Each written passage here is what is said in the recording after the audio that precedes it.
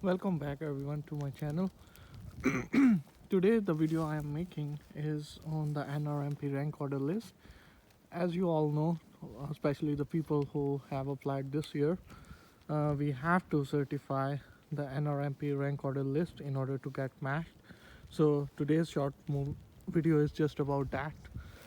Um, if you haven't subscribed my channel, I would say subscribe and hit the notification button for the more upcoming content. I was busy in the hospital because of the second wave of COVID, and I couldn't find any time to make more videos. And then my ABIM exam came up, and although it's a light exam, but still, you shouldn't take any of the certification exams lightly. So I was busy there as well. Well, I am back now. Yesterday there was a winter storm here in New York, and still there is snow drizzling down. As you can see, there is like more than 2 feet of snow here right now.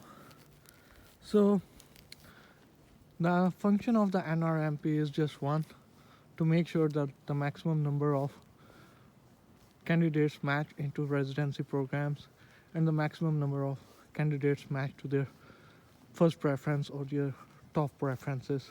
Similarly, the other function is to make sure that the maximum number of seats in a program gets filled as well.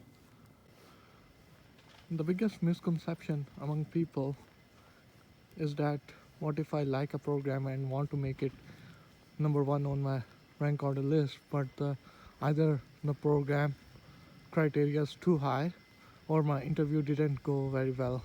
So should I rank it higher or should I rank it lower? Because then I don't know whether if the program ranked me lower, whether I will be getting matched at any program or not. So basically the answer to that question is you should rank any program that you like number one or at the top of your list, irrespective of how did your interview go and how was your scores. So for example, there is a program and there are two candidates X and Y, and both of them have ranked this program higher, or let's say number one on their list.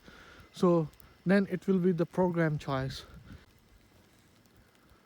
If they have ranked candidate X higher, candidate X will be matched, otherwise it will be candidate Y. But let's say there is a program B and there are two candidates X and Y.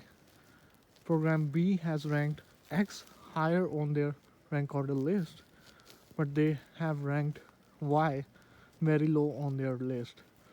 But all the people or all the candidates have ranked program B really low, including the X candidate.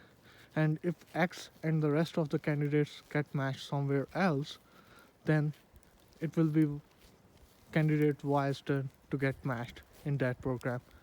So even if the program has ranked you very lower in their rank order list, still there is a chance that you get matched if rest of the candidates above you are matched somewhere else.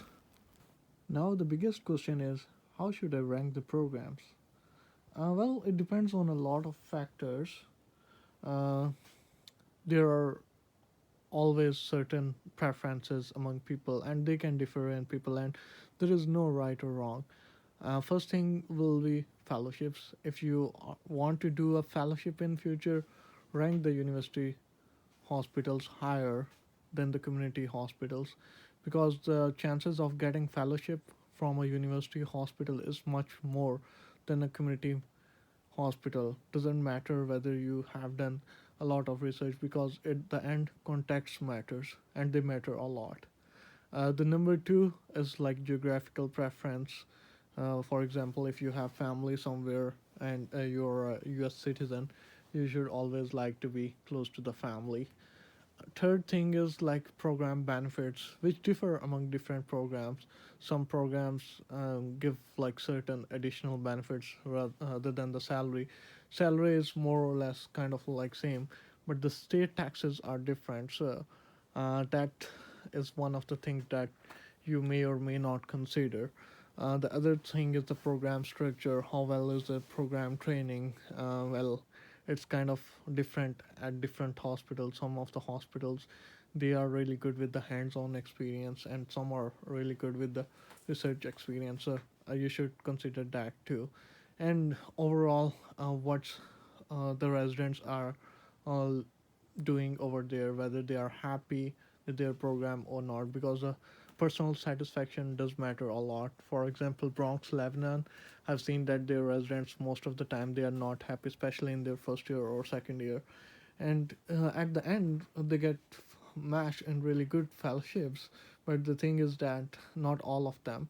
So you should like really consider how is the workload or in a residency program, because you don't want to spend the next 3 years of your life in a misery. Also, if you are into savings, you should rank a program higher if that's in lot like a very big city, because the major cost will be on the rent and the utilities. So that will be much higher in metro areas, almost half of your residency pay. While in small areas, you can like rent a condo all by yourself within like 1/5 of your paycheck. However, if you're like a city person, then you should rank programs in major cities like New York City or DC or the Chicago area. So, the bottom line is certify in time. There have been instances in which candidates have failed to certify at time or within the deadline, and they didn't get matched, although the programs have ranked higher. They have excellent roles, but they forgot to do the last minute click, and they don't get matched. And similar thing has happened with the programs as well, where the program coordinator, who usually manages the rank order list, failed to failed to certify, and that way the program got unmatched. Although it was very rare, but it has happened once or twice in the past. So that's the end of the video. The snow is getting strong, and if you like this video, hit like. Do let me know in comments which other topics you want me to consider and start making videos on those, and hit the subscription button if you haven't hit it already. Thanks.